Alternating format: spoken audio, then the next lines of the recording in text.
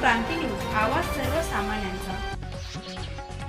अफवांवर विश्वास ठेवू नये। जिल्हा परिषद शिक्षक व कर्मचारी पतसंस्थेचे व्यवहार नियमबद्ध व सुरक्षित।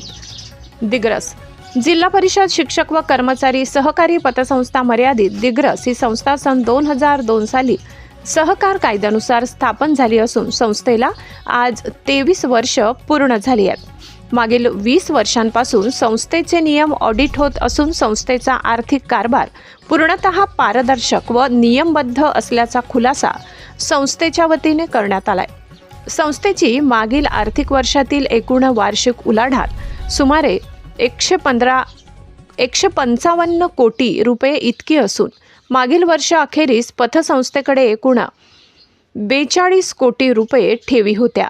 यवतमाळ जिल्हा मध्यवर्ती सहकारी बँकेमार्फत संस्थेला 13 कोटी रुपयांचे क्रॅश क्रेडिट तसेच एकूण 56 कोटी रुपयांची कर्ज क्षमता उपलब्ध आहे।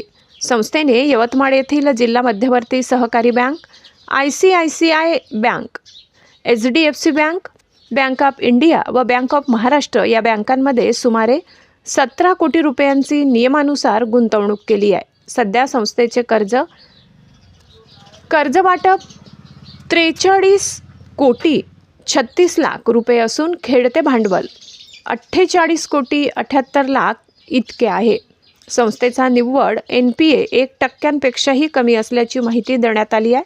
संस्था आपल्या सभासद ठेवीदारांसाठी सोने तारण कर्ज, RTGS, NEFT सुविधा पुरवित असून ही सुविधा फक्त जिल्हा परिषद यवतमाळ येथील शिक्षक व कर्मचारी सभासदांसाठीच उपलब्ध आहे।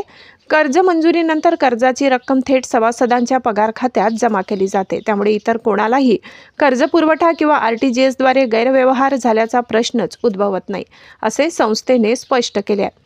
पतसंस्थेबाबत पसरविण्यात येणाऱ्या अफवांमुळे सभासद ठेवीदारांमध्ये संभ्रम निर्माण होत असला तरी कोणत्याही अफवांवर विश्वास न ठेवता सभासदांनी सहकार्य करावे, असे आवाहन संचालक मंडळाच्या वतीने करण्यात आले आहे।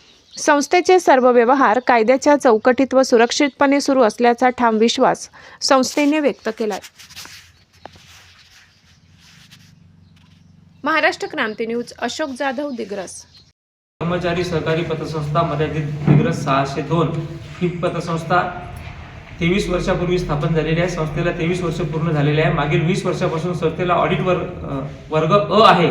पतसंस्थेची मागील वर्षाची उलाढाल 160 कोटीची सुमारे 160 कोटीची आहे। पतसंस्थेकडे ठेवी आणि यवतमाळ डिस्ट्रिक्ट कोऑपरेटिव्ह बँकेचे कॅश क्रेडिट मिळून जवळपास 56 कोटीची आमची कर्ज क्षमता आहे। त्यापैकी आम्ही 43 कोटीपर्यंतचे कर्ज वाटप केलेलं आहे। आम्ही कर्ज मंजूर करताना जिल्हा परिषद यवतमाळचे जे शिक्षक व कर्मचारी आमचे सभासद आहेत त्यांचं हातामध्ये मिळणारं वेतन, त्यांचा उर्वरित सेवा काळ, त्यानंतर त्यांचे इतर बँकांकडे त्यांच्याबद्दल आलेल्या NOC, त्यांचा पगार वेतन, ऑनलाईन वेतन देयक,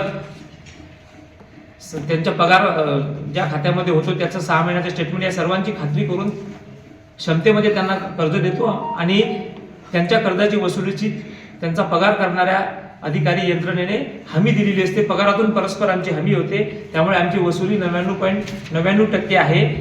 त्यामुळेच आमचा NPA निव्वळ NPA जो असतो, नॉन परफॉर्मिंग ॲसेट, ज्याच्यावरून बँकेची क्षमता जोखल्या जाते, ते आमची 1%पेक्षा विक्रमी 1%पेक्षा कमी आहे। म्हणजे एकंदरीत पतसंस्थेने सर्व वित्तीय नियमाचे पालन करून पतसंस्थेची सध्याची परिस्थिती, आर्थिक स्थिती भक्कम आहे। परंतु तसेच कर्ज मंजूर झाल्यानंतर पतसंस्था कर्जदार सभासदांच्या पगार ज्या बँकेत होतो त्या खात्यामध्ये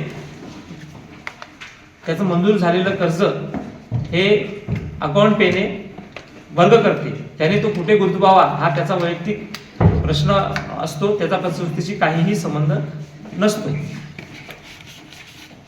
पतसंस्थेमध्ये वर्धेमध्ये एक कथित तक्रार दाखल झाली पतसंस्थेच्या एका संचालकाच्या बाबतीमध्ये। त्या अनुषंगाने प्रसार माध्यमामध्ये सभासद ठेवीदारांच्या मनामध्ये संभ्रमाचे वातावरण निर्माण झालेले आहे। म्हणून आजच्या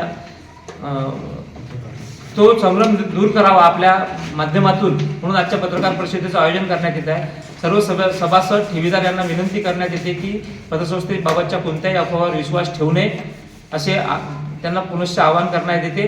पतसंस्थेचे सर्व व्यवहार नियमानुसार व सुरळीतपणे सुरू आहेत. Grow capital company